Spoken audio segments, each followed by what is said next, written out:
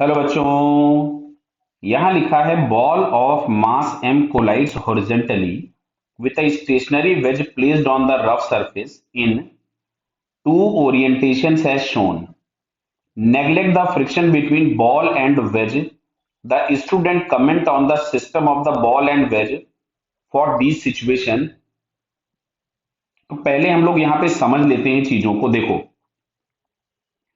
इस वेज को इस डायरेक्शन में एक इंपल्स मिलेगा जिसको हम जे लिख रहे हैं। क्लियर है?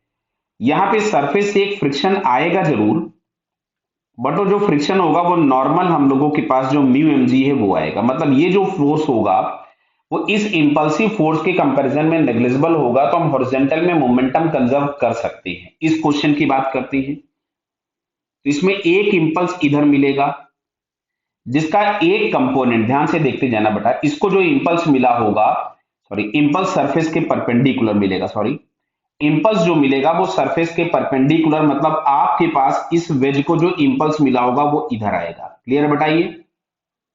ध्यान से देखते रहेंगे, कोई जल्दी नहीं है, जल्दबाजी में गलती हो सकती है। तो देखो यहां पे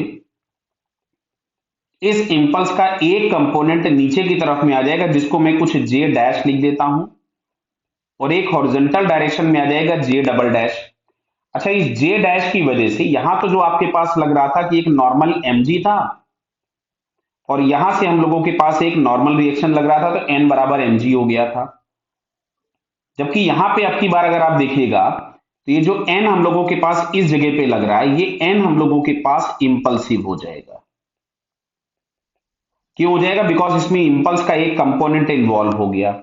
अब यहां से जो फ्रिक्शन लगेगा वो लगेगा म्यू इंटू एन, नीचे से यहां से। तो अभी अगर n इंपल्सिव हो गया है तो फ्रिक्शन भी इंपल्सिव हो जाएगा, मतलब ये बड़ा हो जाएगा, लार्ज हो जाएगा। तो अब की बार इस लार्ज फ्रिक्शन को इस जे डबल डैश के कंपैरिजन में हम नेग्लेक्ट नहीं कर पाएंगे। तो सेकंड केस में एक्स डायरेक्शन में मोमेंटम कंजर्व नहीं है, फर्स्ट केस में एक्स डायरेक्शन में मोमेंटम कंजर्व है। अब जरा पढ़ते हैं भाई लोग क्या बोल रहे हैं नीचे। अब इसमें लिखा हुआ है पहला कि सौरभ भाई जो है बोलते हैं कि momentum of system in X direction will change bye significant amount in both the cases. नहीं, पहले केस में होगा, मतलब ये भाई गलत बोल गए। दूसरे में लिखा हुआ है there are no impulsive external force in X direction. यही बात गलत हो गई, क्योंकि यहां तो हम लोग लिख ही रहे हैं कि ये जो एक्स डायरेक्शन में फोर्स आया एक्सटर्नल फ्रिक्शन, ये इंपल्सिव हो गया, बड़ा हो गया। क्लियर? यानी दोनों भाई गलत बोल रहे हैं। तो दोनों गलत बोलने वाला ऑप्शन हम लोगों को यहां से अगर हम देखें तो फोर्थ वाले में दिख रहा है कि both are wrong. So fourth answer finally हम लोगों के पास इसका करेक्ट हो जाएगा। क्लियर है बेटा? ये बराबर।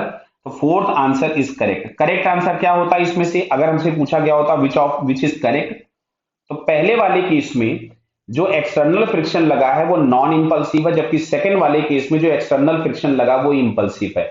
यानी पहले वाले केस में तो हम एक्स डायरेक्शन में मोमेंटम कंजर्वेशन लगा सकते थे बॉल और वेज का, सेकंड केस में नहीं लगा सकते थे बिकॉज एक्सटर्नल फोर्स इंपल्सिव है, जिसको हम नेग्लेक्ट नहीं कर सकते। क्लियर बेटा? Okay, all the best.